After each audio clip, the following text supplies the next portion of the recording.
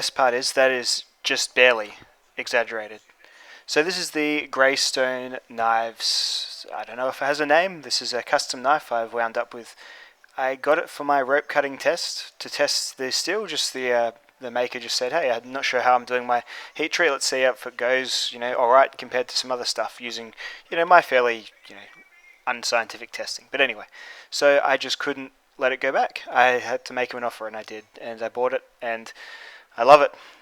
This is like a camp style knife, I would guess, just a general utility knife. Very simple beast, really. It's a 12C27 blade, micarta handles with red G10 liners. So it just reminded me straight away, as soon as I got it in my hand, of like a really good LT Wright, sort of like GNS type handle. And yeah, just the fact that it was made like by a local Australian dude, and it's got that proper handmade. He's bought the materials just from like Gameco, just done it of himself, done the heat treat. I've got all the specs on how he did that. Just awesome. I just liked the story behind it, so I've bought it and now I'm reviewing it. So here we are.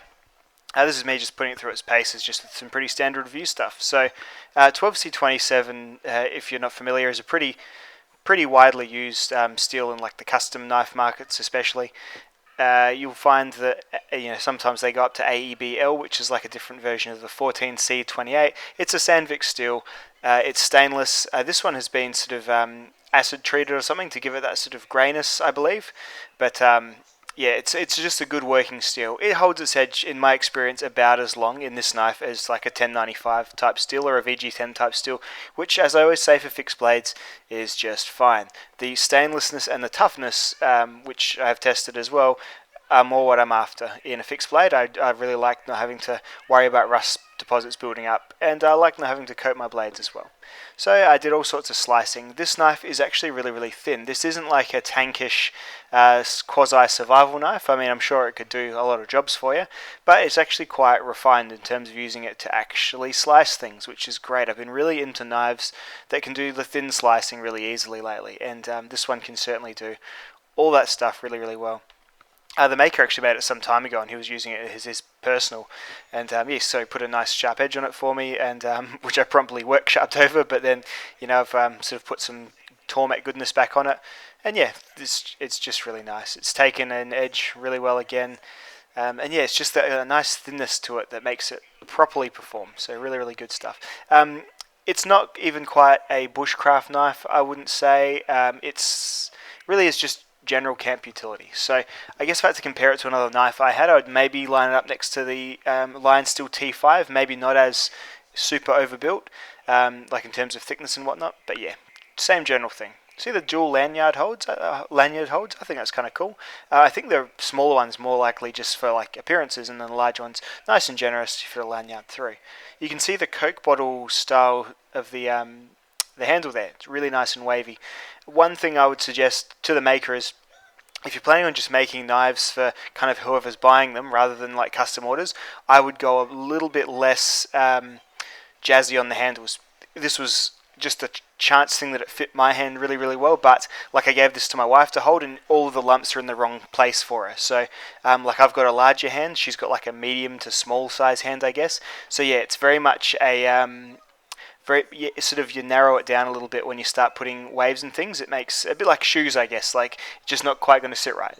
Luckily with me it did, and that's obviously why I was like so keen to pull a trigger. But yeah, the one thing I would sort of recommend is, if you're making for others, just make a bit more generic in terms of just maybe go a bit more broomsticky rather than the curves and the waves, as cool as they are when they work. The sheath on this bad boy is Kydex. It is like a, not a pancake style, the other style of Kydex, like the one that was just folded over, and it's got this little leather attachment around it, a pull the dot style attachment point, which means that you can't kind of rip the sheath off like so. If it gets caught on something, it's much less likely to come off your hip.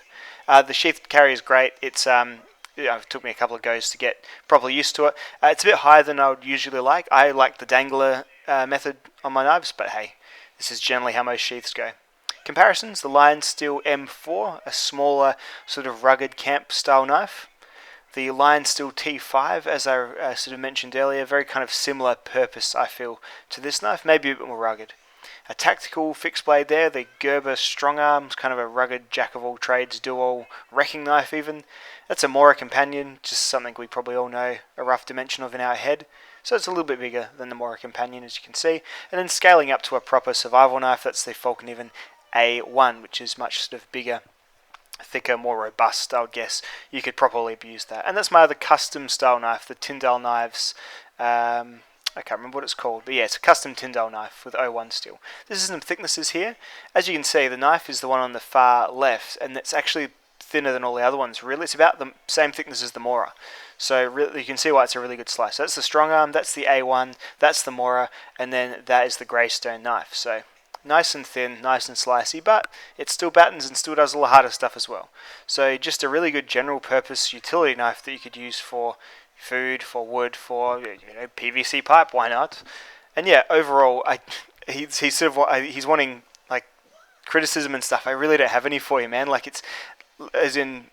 For me, I think this knife is just about what I've been looking for. It's just, they're not often this thin and slicey, and that's what I was really after. I would just say, yeah, de-jazz the handle a bit if you're just looking to make a bunch of them and sell them to whoever's interested, that's all, because you might have some that don't quite fit. Keep up the ricasso there for sharpening. That made it super easy to do on my Tormek. Keep up the G10 liners and all the little details. Your sanding is perfect. Everything is flush, flat. Your grind was excellent.